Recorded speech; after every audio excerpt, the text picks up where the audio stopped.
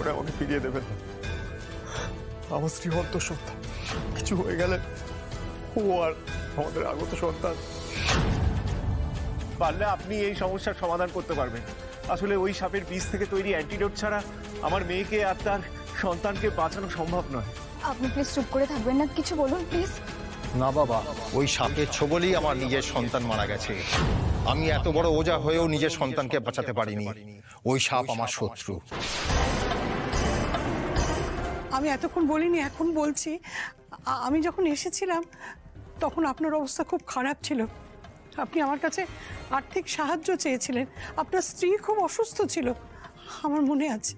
ছেলের মৃতদেহ দেখার পর থেকেই মিনতি পাগল হয়ে গিয়েছিল, কিন্তু এমনই ভাগ্য, ওকেও আটকে রাখতে পারলাম না। আমার মনে পড়ছে আপনি টাকা দেওয়ায় আমি ওর জন্যে সেদিন ওষুধ কিনে এনেছিলাম। যাকগে, সেসব কথা থাক। কিন্তু আপনাদের ভাগ্য খারাপ, কারণ বুড়ো শিবের গলা যে খালি। ওই সাপ থাকলে বুড়ো শিবের গলা জড়িয়ে ফোনা তুলে থাকে। ওই সাপ মর্জি মাফিক যাতায়াত করে।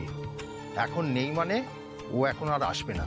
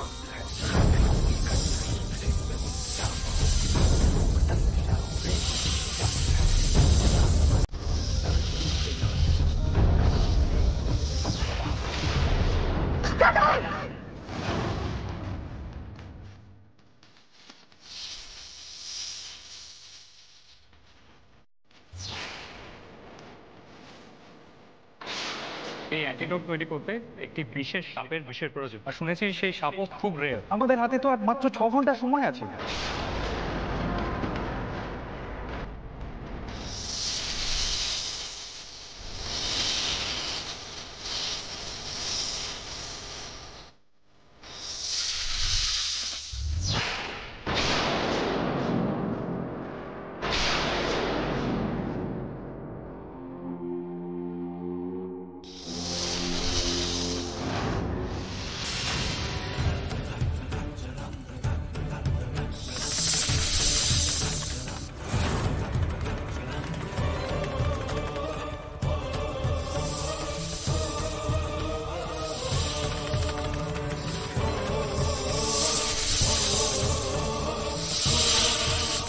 দাদু ভাই পারবে না, আপনি সবটা ধরার চেষ্টা করুন না।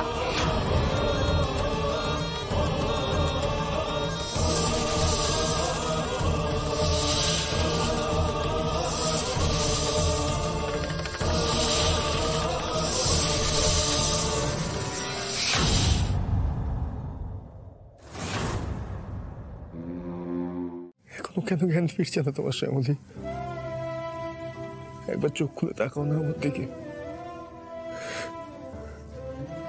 নীল রংটাও তো কমছে না। কি হলো? আমার সঙ্গে এতক্ষণ ধরে কথা না বলে তুমি থাকতে পারছো? বলো বলো আমার।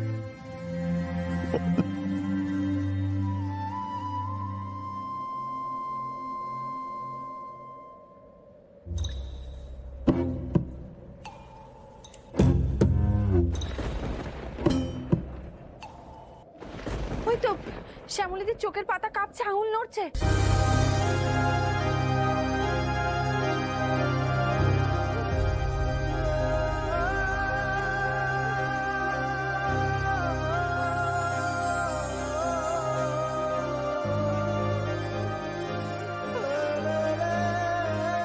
শ্যামলী, শ্যামলী,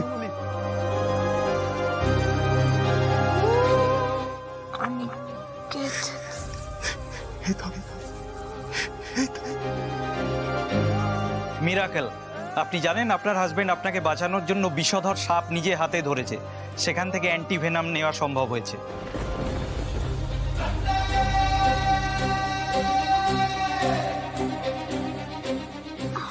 আরে কি করছো তুমি? এইভাবে ওঠে নাকি? সিস্টার একটু হেল্প করুন। সিস্টার আপনি একটু বাইরে যান, গিয়ে ওনার বাড়ির লোককে বলুন ওনার জ্ঞান ফিরে এসেছে। কি করছো এগুলো? আমাদের ফুলসজ্জা। আমাদের ফুল সজ্জা? আমাদের দ্বিতীয়বার ফুলসজ্জা হবে। বয়সটা কমছে না দিনে দিনে? ম্যাডাম শুনুন, প্রেম আর আদরে বয়স আনা 12। বুঝলাম। তো প্রেম আর আদরে আর কি কি আনা বারণ? কথা বলা।